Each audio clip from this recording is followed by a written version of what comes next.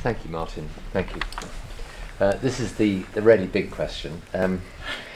Climate change may become one of the greatest challenges of all time. How should the construction industry be gearing up for this? And what will it take to effect the necessary quantum shift? Bob Simpson, you are head of change management at Asda with a particular... Sounds like a question from my chief executive, to be honest.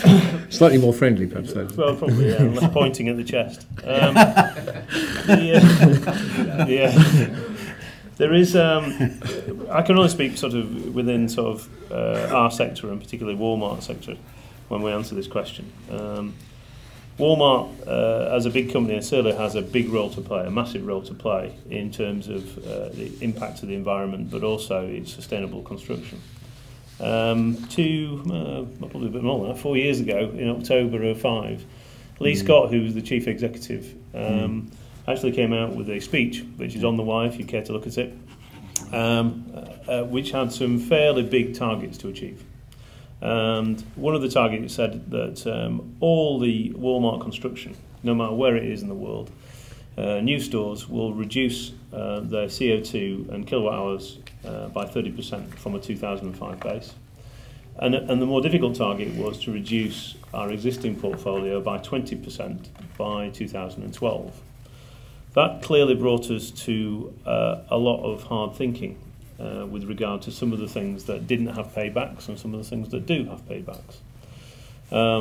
We as a company decided that we would embrace this. Clearly, if the chief executive says so, then that's what you've got to do. But we would embrace this, and actually, we've had a lot of success along that way. And I was telling the panel that on Tuesday I had the opportunity to speak to Lee Scott and tell him that actually we'd achieved the goals in terms of what he'd set, and now the question was what else do we do? That clearly has a big effect on not just us as a business, but our supply chain as well. And one of the things we have not been able to connect to is our drive wants to be the same drive as our suppliers and also their subcontractors. We agreed to sign up to the Quattro agreement. Next year we'll have zero waste to landfill. And just that simple task of signing up to that has proved quite difficult to get into our supply chain. And one of the things we've learned quite well that actually this sort of recession gives us a great opportunity to drive that on, because actually the alignment of we have a culture in Asda of, and it's a bit spin, but we have a culture of we hate waste of any kind, and that's one of our mantras. And actually that's very aligned to where we are as a business.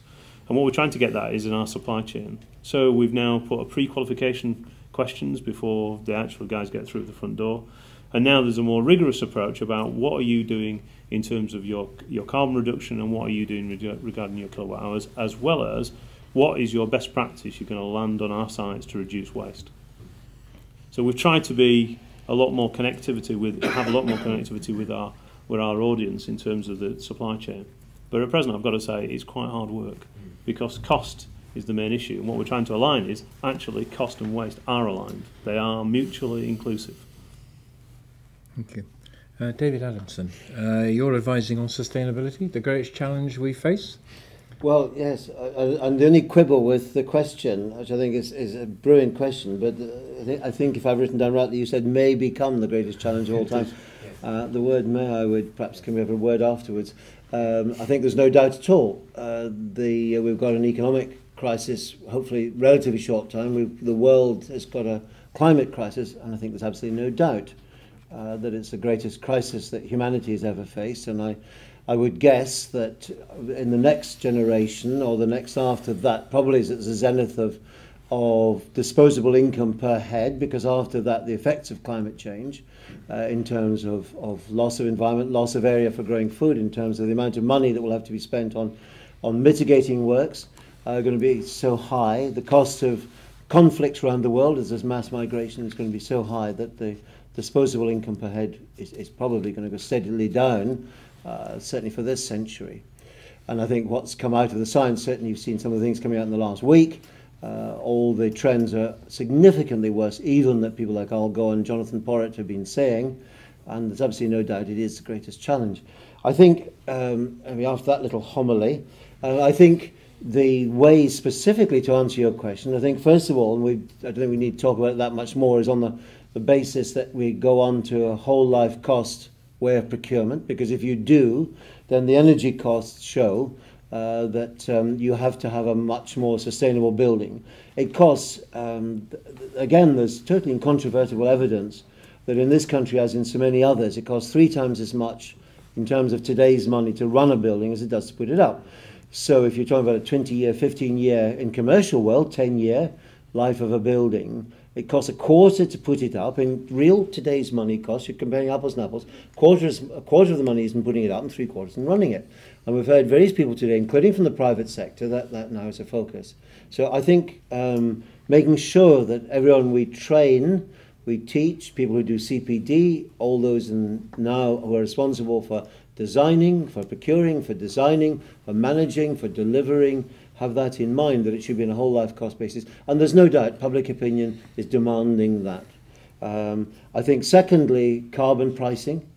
We know that not only for environmental reasons, even if you're not, and you meet hardly anyone nowadays who's not persuaded, but even if somebody hasn't been on this planet for very long and is not persuaded by the climate change, then sheer energy supplies, 87% of all our energy either comes from, that we import into Britain, either comes from ex-USSR country or through the Straits of Hormuz in the Middle East. So our reliability of future energy, and we're going to have terrible power outages in Britain and in other countries, so we know we're reliant on external supplies. So for those two reasons, sustainability and energy supply security, then carbon pricing is coming in. We know it's in. It's now shadow carbon pricing in this country now, so you have to pay, you'll be capped. This university, our host today, will have a carbon limit. There'll be a league table as of the end of this year. Every university in the country will have to declare and have to have verified by external consultants what their CO2 is for their unit. Gloucestershire County Council will have to do this. Indeed. We do know, yes. You're really into that. We are aware, yes. And everyone will have to do this, and you have to buy carbon credits. Now, at the moment, carbon pricing is not very high, which carbon's trading at round about €19-21 per tonne per year, and that doesn't really hurt. But DEFRA is already saying it's got to be in the Green Book, £97, not euros, pounds per tonne per year. And some of the environmentalist things should be 250, and some of them are saying with negative discounting rates, and that hurts. So if you're designing a building, architects, and you're putting up, as you're required to do in the Green Book, at least 2 designs, and your client looks at the 2 and says, this is producing so many hundred of tons of carbon dioxide per year, that is what it's going to cost me. And my final thing is just it'll come through legislation. Building regs, which are already tighter, but more particularly enforcing building regs. What are building regs enforced by? Was it 10 to 15% enforcement? And people actually obeying them. So it'll come through that. It'll come through people requiring BREEAM, and that's spreading through. It's right across America now, LEED, as they have their system there. BREEAM in Britain, for new build, you've got to be excellent. BREEAM or LEED, gold for LEED and so on. And that's going to drive it out as well.